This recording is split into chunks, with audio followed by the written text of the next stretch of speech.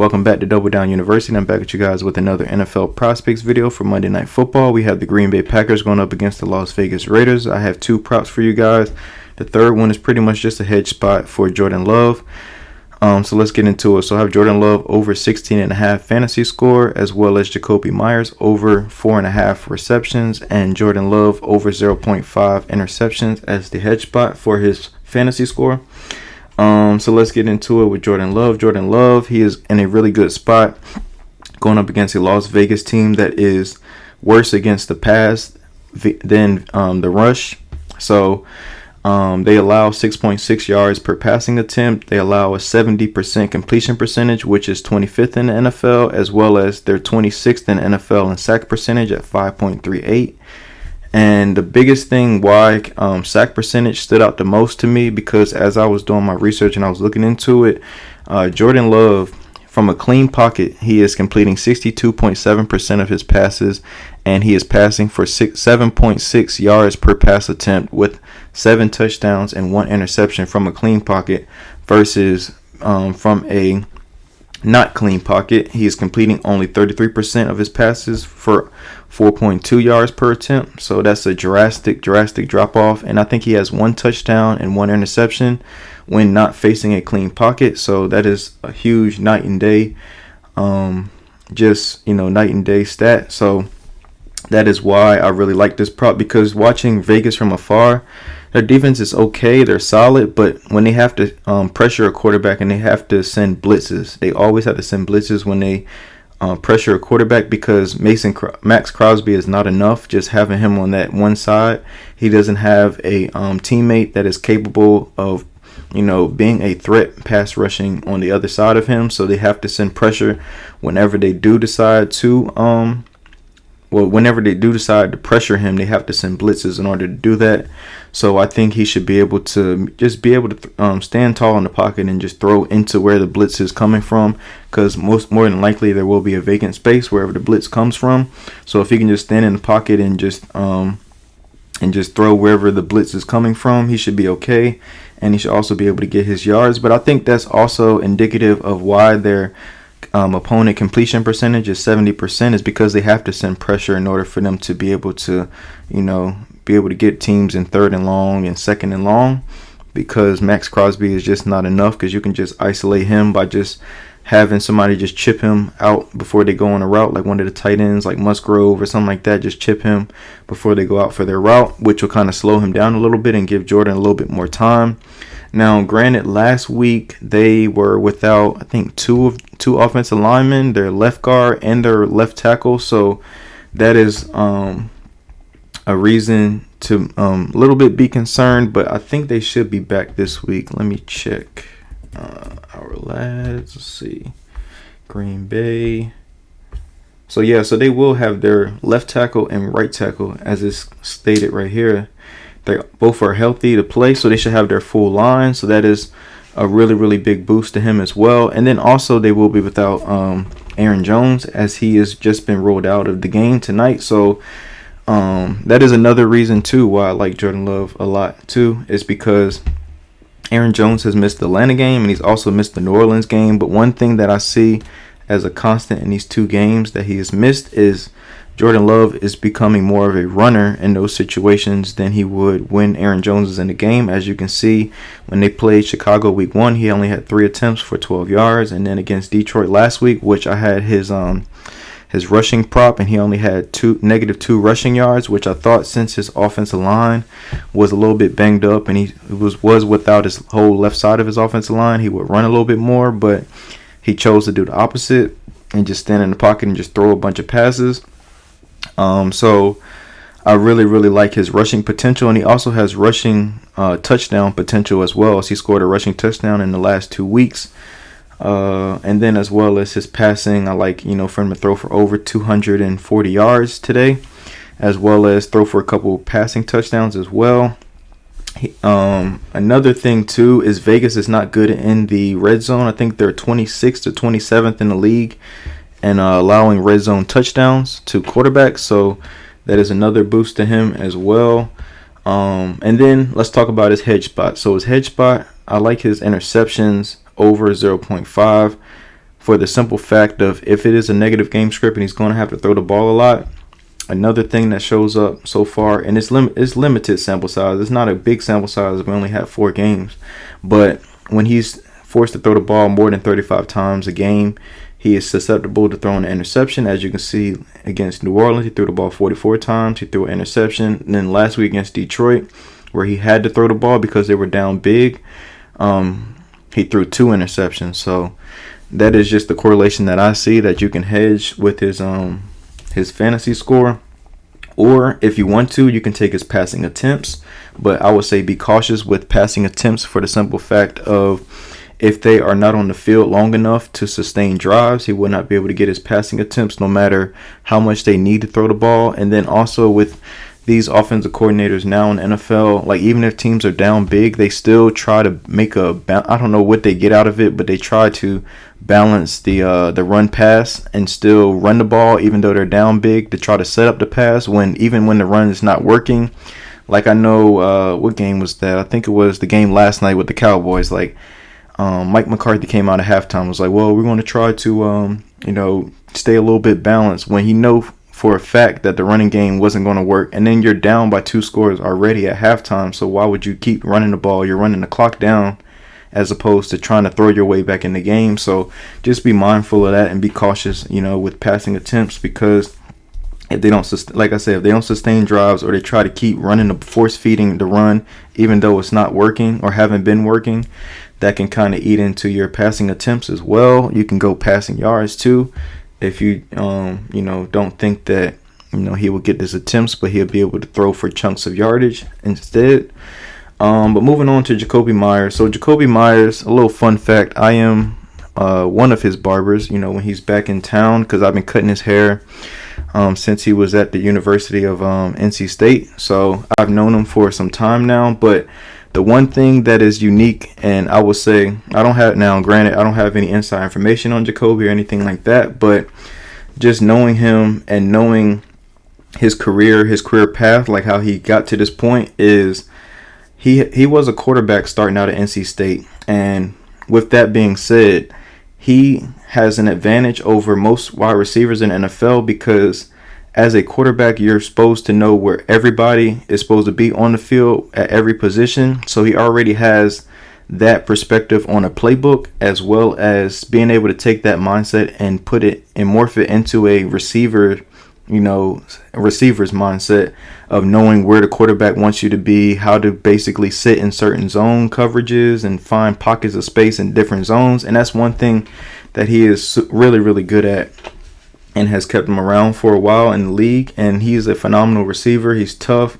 He goes and gets the those tough catches across the middle. He even, he can get like some short catches and things of that nature. But he's just a big, knowing where to be at in the right time, right place type of player. So I think that 4.5 receptions is ridiculous for somebody of his caliber. And as you know, Vegas paid him handsomely to come to Vegas and be the number 2 to Davante Adams. And like I said, if Adams doesn't play tonight, I think this gets bumped to 5. I just think this is just ridiculous for him to be at 4.5. Now, granted, he's hit this number only 2 times this year. He was out of the Buffalo game. He had a concussion, so that was one of the games where he didn't play. So out of 3 games, he's 2 for 3. And last week, I think he had 2 catches for 33 yards, but it wasn't with Jimmy Garoppolo as his quarterback.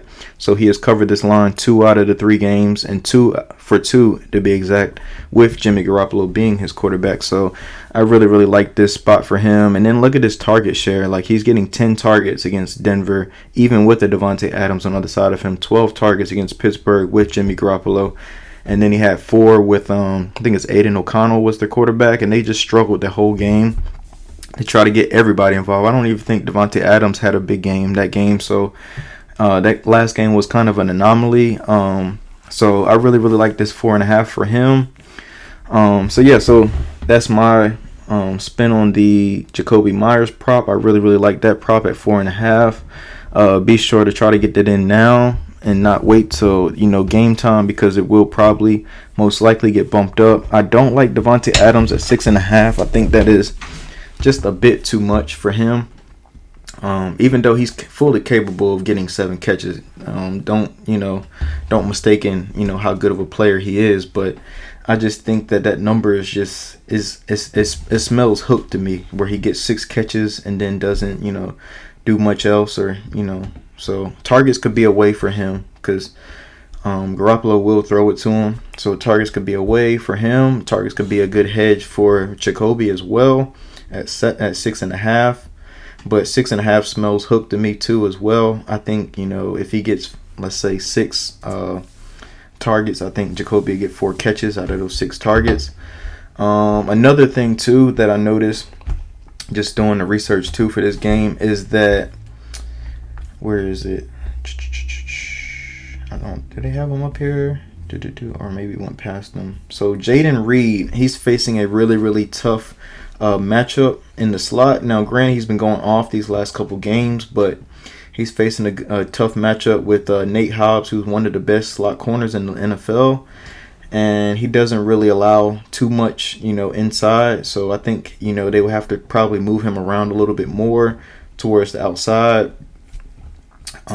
So I like his under on his receiving yards. That's just a lean to me. Nothing, too much where I would play it, but just something to keep in mind that, if he's playing in the slot or he's lined up in the slot. Matter of fact, let's take a look at his alignment. Let's see here. Let's go to depth chart. Jaden. Here it is. Let's see, where is he lined up at? So based on alignment, let's see, in the slot, he is actually the most used player in the slot for them with 107 snaps so far this year. And then he most likely lines up in the left slot, to be exact. So I really, really think that he might be in an under spot right here, going up against Nate Hobbs. But then again, Nate has only had 15 attempts thrown his way with 60% completion percentage. So he's, they're a lot, like I said, their pass defense is something to exploit, because almost everybody has a 60% completion percentage.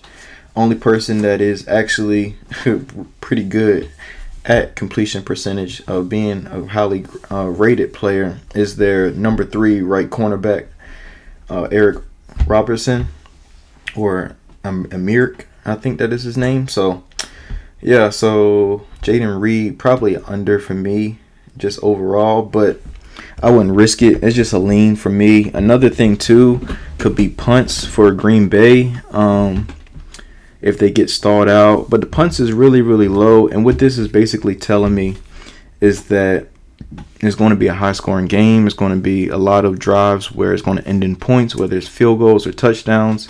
I think both teams will go over this small line of 45.5 total for the game, because both defenses are nothing to write home about. So I really, really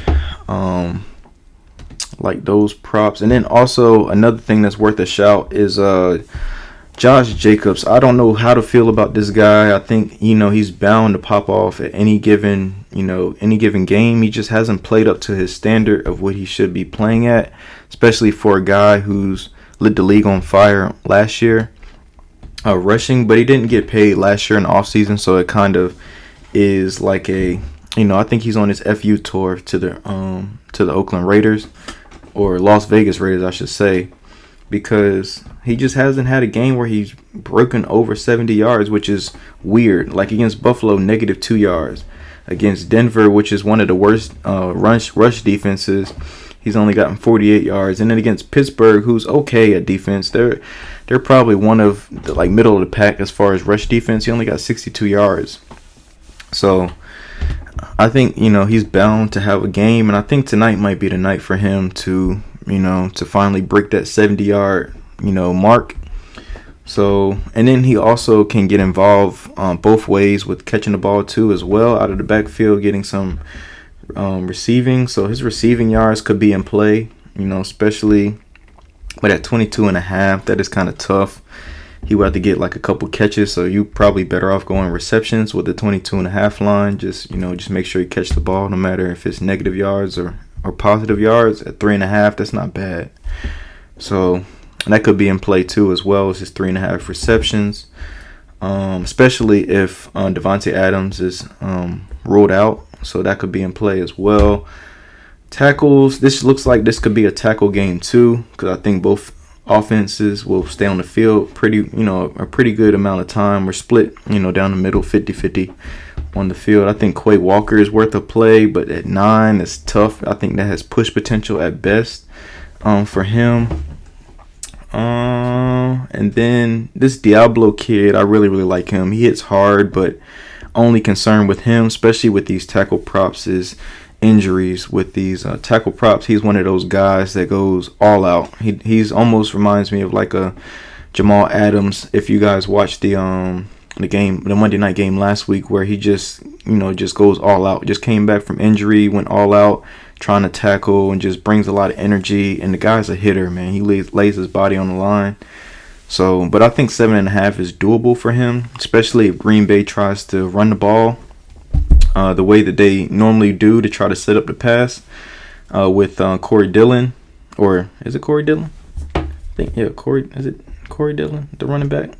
A.J. Dillon, excuse me. A.J. Dillon. I keep getting them confused. They look alike, but A.J. Dillon. So if they try to run the ball with A.J. Dillon, I could see him getting a couple tackles and even a couple assists on some like short passes from Jordan Love as well if he dumps the ball off to I don't know who their other running back would be. But yeah, so those are the props that I really like. But for the main two is Jordan Love over 16.5 fantasy score and Jacoby Myers over 4.5 receptions. I appreciate you guys. Please like, comment, subscribe, and I'll see you guys next time.